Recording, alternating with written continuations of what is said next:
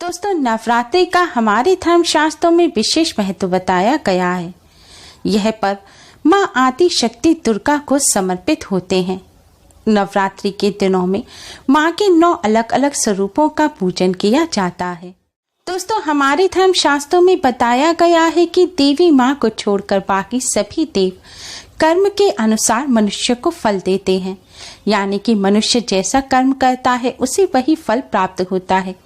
लेकिन माँ ही एक ऐसी होती है जो अपने भक्तों के बुरे से बुरे कर्म को भी माफ कर देते हैं। माँ अपने भक्तों की, अपने बच्चों की बड़ी से बड़ी गलती को भी माफ कर उनके जीवन को संवार देती हैं। दोस्तों, देवी भागवत पुराण में बताया गया है कि जिन पर माँ की कृपा हो जाती है उन पर सभी देवताओं की कृपा हो जाती है। माँ अपने बच्चों की सभी बुरे कर्म, बुरी शक्तियों से रक्षा तो करती है, साथ ही सभी दुश्मनों को भी शांत कर देती हैं। कठिन से कठिन वक्त में भी माँ अपने बच्चों का साथ देती हैं और सदैव उनकी रक्षा के लिए उनके साथ रहती हैं। माँ को प्रसन्न करने के लिए नवरात्रि का पर्व खास महत्व रखता है।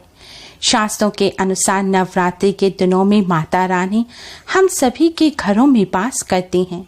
इसलिए इन दिनों में हम माता रानी को प्रसन्न करने के लिए व्रत और पूजन करते हैं, तो उससे माता रानी अति शीघ्र ही प्रसन्न हो जाती हैं और सभी कष्टों को दूर कर मनवांछित वरदान प्रदान करती हैं।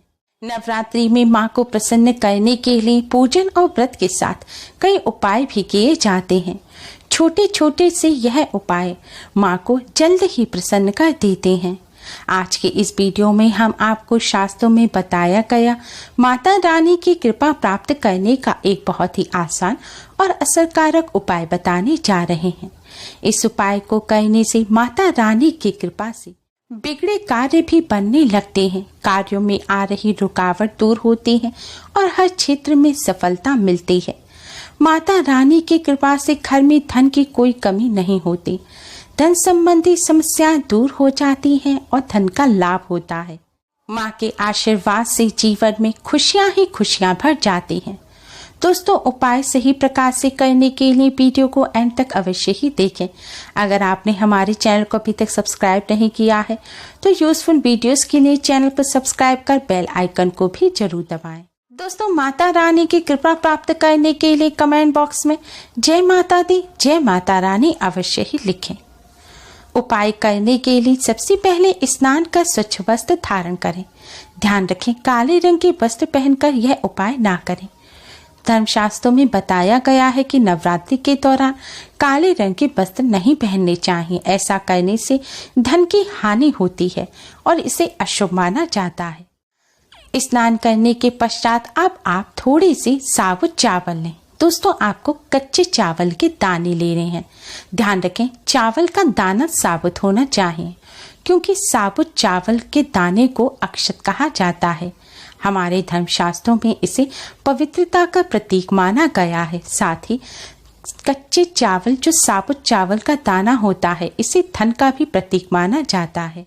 यह उपाय आपको चावल के साबुत दाने से करना है। आपको गिनकर कुल 9 साबुत चावल के दाने लेने हैं और इन चावलों में आपको थोड़ी सी पिसी हुई साफ हल्दी मिलाकर इन्हें पीले रंग का करना है और इन्हें एक कटोरी में रख लीजिए। ध्यान रखें, चावल में आपको पानी नहीं डालना है।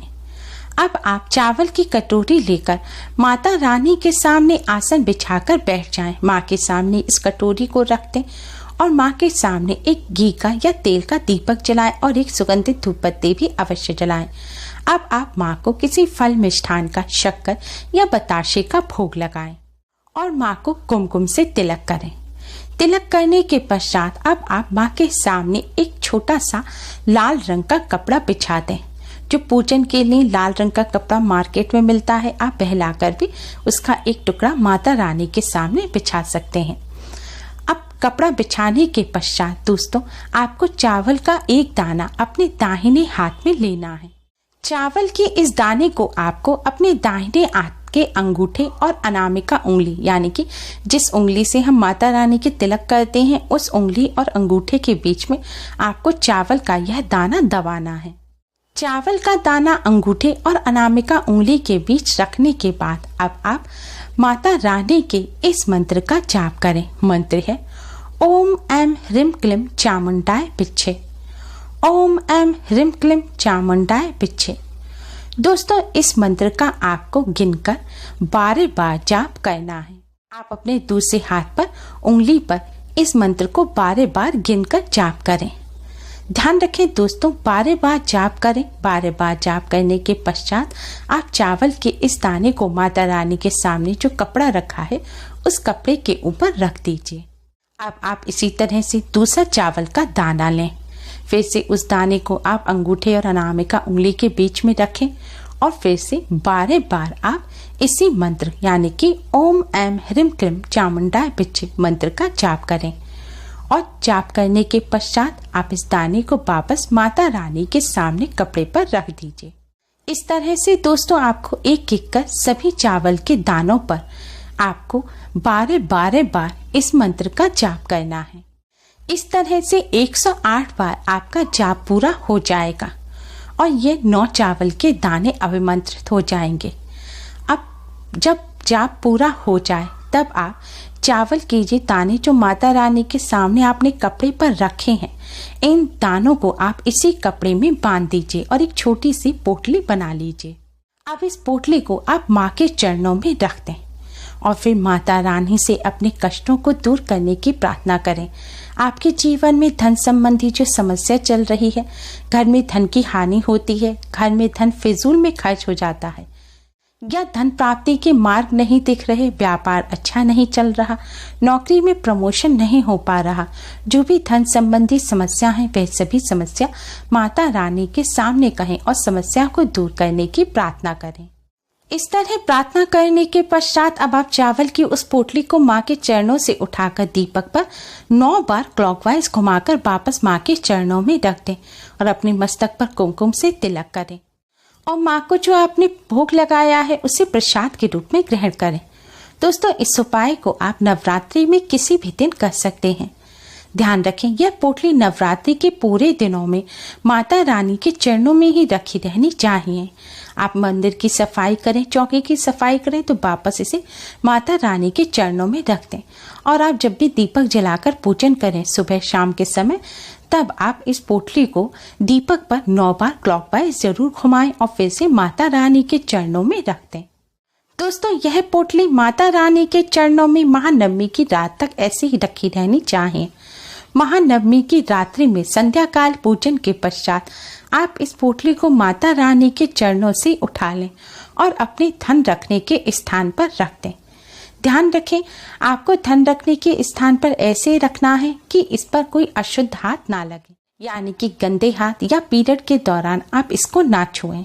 या आप एक डिब्बे में इस पोटली को रखकर इसके साथ थोड़े से रुपए रख सकते हैं या आपकी जो ज्वेलरी वगैरह आपने रख रखी हैं, आप ज्वेलरी के साथ भी इस पोटली को रख सकते हैं।